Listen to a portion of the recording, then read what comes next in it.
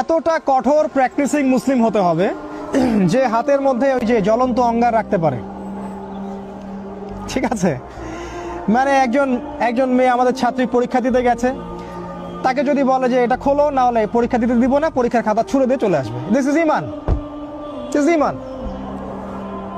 একজন অনেক বড় বিসিএস ক্যাডার, তাকে বলেছেন যে এই সুদে সাইন করেন, চাকরির পেপার ছিঁড়ে মুখের উপর দিয়ে চলে আসবে। দিস ইজ ইমান। আর যদি এগুলো করতে ব্যর্থ হয়, নাম কাটা, ওই যে আগুন রাখতে পারেনি। এক কথায় আসহাবুল কাহফ যেমন ছিলেন তেমন হতে হবে।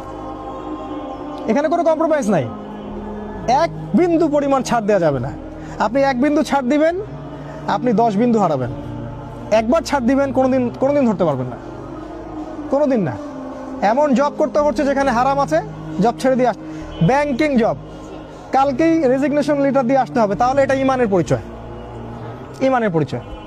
আদারওয়াইজ আপনি মায়ের সাথে জেনা করছেন। Be careful. ইলম অনুযায়ী আমল।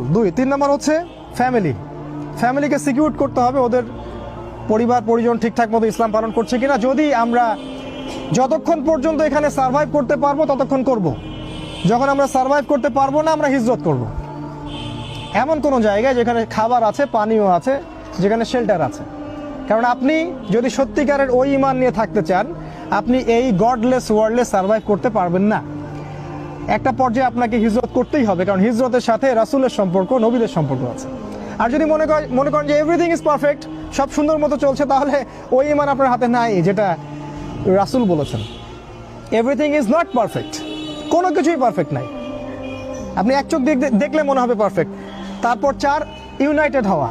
সবাইকে ধর্মীয় ওই যে দলাদলি আর পলিটিক্যাল দলাদলি বাদ দিয়ে একটা জায়গায় আসতে হবে। এটার জন্য নতুন দল ক্রিয়েট করতে হবে, এটা নট নেসেসারি, বাট সবার সাথে উদারতা থাকতে হবে।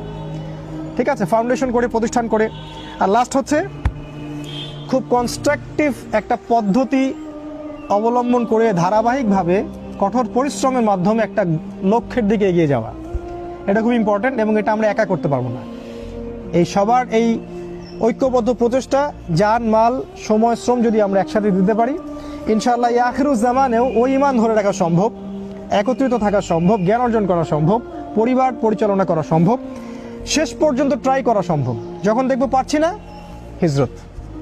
আল্লাহ পাক আমাদেরকে বক্তব্যগুলো বোঝার তৌফিক দান করুন, আরও এগুলো নিয়ে বিশেষ গভীর পড়াশোনা করার তৌফিক দান করুন, এবং কোরআন এবং সুন্নাহর সাথে এই সমসাময়িক জ্ঞানগুলোকে অ্যাডজাস্ট করে আমরা যেন ডিসিশন নিতে পারি, সেটা আল্লাহ পাক সহজ করে দিন।